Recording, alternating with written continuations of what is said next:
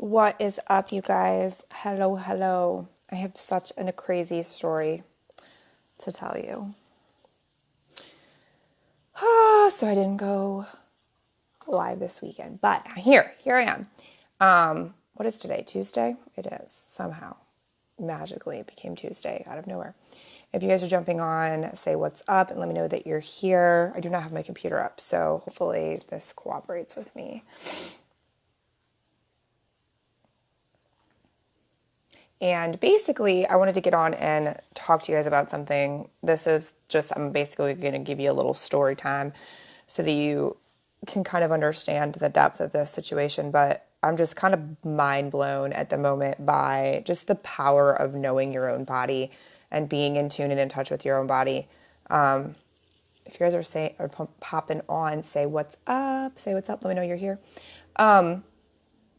So my entire life, I would either pass out. Well, I would pass out basically. Anytime there was blood, anytime that I had, an accident or anything that was like really adrenaline pumping. So tattoos, piercings, things like that. When my adrenaline would be pumping really, really high, I would pass out.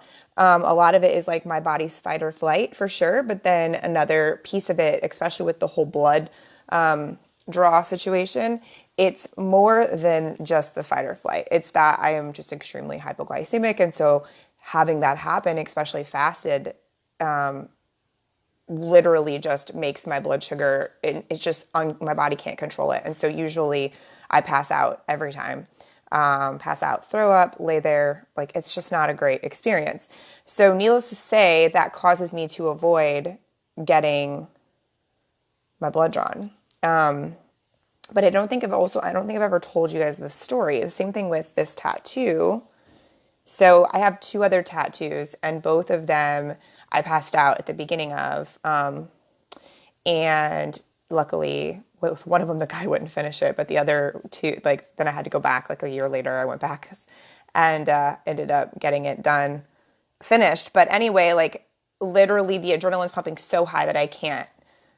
My body can't handle that pure sugar, and so it would drop.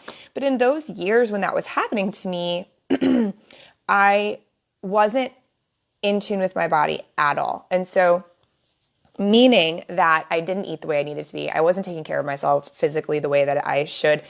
And it was because I was always just trying to be like everybody else, to be super honest with you. I tried to just be like other people and, be able to eat whatever and drink whatever and just live a normal life. And what I've had to come to terms with in my 30s here, I'm only 32, but over the last 2 years especially, is that I'm not like everybody else. My body doesn't allow me to be like everybody else. And so versus fighting it, I'm stepping into it and accepting it and choosing to experience things a little differently than I ever have before. And as far as feeling well physically, and it's been an interesting journey. But so the reason I'm telling you this story and why I want you to explain the power of being in tune with your body and being in control of your mindset is that something that my body utilized as its go-to for literally 20 years. No, more than that, 26 years, 27 years, I was able to defeat something that, like the tattoo, for example, I did what I had to do and I was able to focus in my mind in a very different way in order to not allow that old thing that my body used as its go-to in those situations to win. I sat there for over an hour and a half getting this tattoo. And it fucking hurt. I don't know who says tattoos don't hurt, but they always do, I think. And I didn't even come close to passing out. And I had very specific things that I did to prepare myself. I threw up literally the entire drive there because I was my adrenaline was everywhere. It was horrible. But I was able to get experience that. And passing over that threshold was fucking massive, okay? So doing that, and a lot of people are like, oh, you're just a baby. I'm like, dude, it's so much more than that. Trust me. It's not being a baby. But being able to mind over matter that situation was massive. So today I went and got my blood drawn. I've rescheduled it twice. I've ignored it for a year for a lot of reasons. But this morning we went, Tony took me, I had to be fasted. And just so those of you who don't know everything about my story, I'm nauseous basically every single morning. For most of my life, I threw up in the mornings just because that's what my body did. And so the mornings aren't always a great thing for me, but I have tools that I use to prevent that or to counter it right away. So for me to be fasted at 9 o'clock in the morning, going to get blood drawn just makes the situation worse, right? I can't have anything in my system. I can't be sipping on my Pedialyte, which is what I want to do, all this stuff, or eat something, which is, what helps control it and all those things. So today I went and I told the lady, I'm like, hey, so I've never actually had my blood drawn or an IV put in or anything where I haven't fainted. And then basically had to stay there for quite a while because it was a situation, right? And she's like, okay, yeah, let's bring you in here. Let's lay you down. And I'm like, okay. So I'm laying down and I'm staring at the wall. And like, when you're that, it's like the wall's like right here, right? So when you're like that close to something, like you can see like the lines and the paint and whatever. So I just focused in on that. And I actually utilized a technique that I heard where you like flex the other muscles in your body, which brings your minds, because when people pass out from blood draws, it's because their body is doing one of two things. Either it is blood sugar related, which is typically my situation, or it is in this like fight or flight place where it's attempting to die basically, or it's thinking that's where we're going to pass out. So it starts going through the steps to get you to that end result. And so what she had mentioned to me was if you flex all the large muscles in your body while they're drawing your blood and keep doing that and releasing, that your body, it kind of confuses your system a little bit enough to take that initial reaction to the blood draw and the sugar away. Because it's instead your mind's like, wait a minute, but these other muscles are being flexed, or I need to bring my energy there, or, need to pump blood to these. And so by doing that, it confuses your system a little bit, and it is supposed to prevent the fainting or the passing out. And so it worked. And I lay there for a few minutes. I got very close. I'm not like anyone who faints, like, the process and you can feel it coming on most of the time. Well, for me, I know it's coming. I can usually tell and do nothing about it. So I got very close. And I just didn't talk, and her and Tony were talking while they were doing it, and I was just focusing on the wall. And flexing those muscles. But I was able to overcome it. And I just did an interview with my beautiful friend Pat for his video show and podcast. And I was a little concerned, honestly, when they rescheduled my blood draw for today. I'm like, fuck, I'm not going to be able to do that. Like, I literally left the whole day open and the whole day free, because in the past, like, I'd be down for 2 days after that. That's the part of what's wrong, or what goes on with my body that most people don't know, is that, a day off takes a week for me to recover from. Like, a day of my body and my eating and my, blood sugar being off takes a solid week at least, to recover from and feel normal again. And so I was prepared for this to literally knock me out. Do I feel 100% right now? Absolutely not. But did I make it through that situation? Yes. And why did I make it through that situation?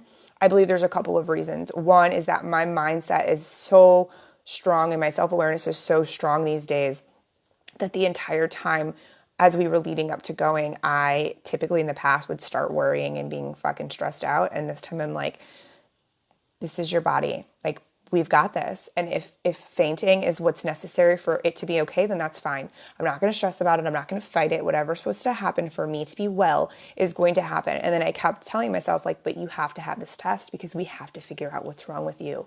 Like, we have to have this test because we need more answers. We have to have this test because it's what you need so you can continue down the path of feeling better and being better and having at least some more information to try to at least to figure something else out, because at this point we're all at our wits' end and nobody knows what's going on. And so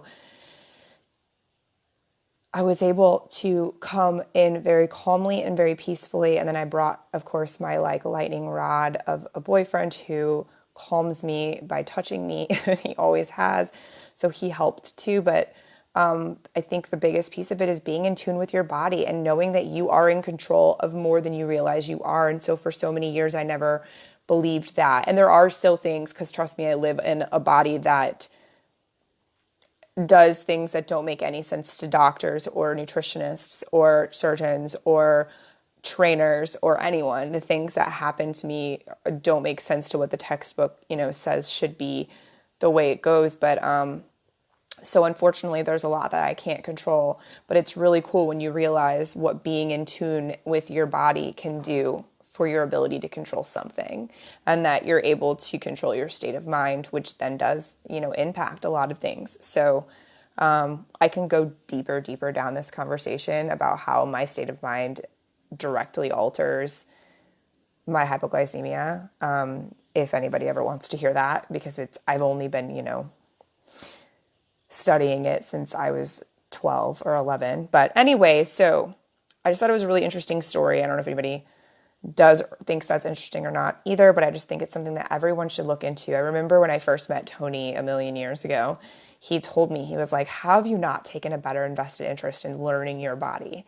And I was just like, what? Like, no one had ever explained it to me that way before, and being a man of science and being a man that's had 21 surgeries and knows more about the human body than most people I've ever met, including doctors. I was like, what do you mean? He was like, you need to take an investment in learning your body. And ever since he said that, I have, and it's been the best use of my time.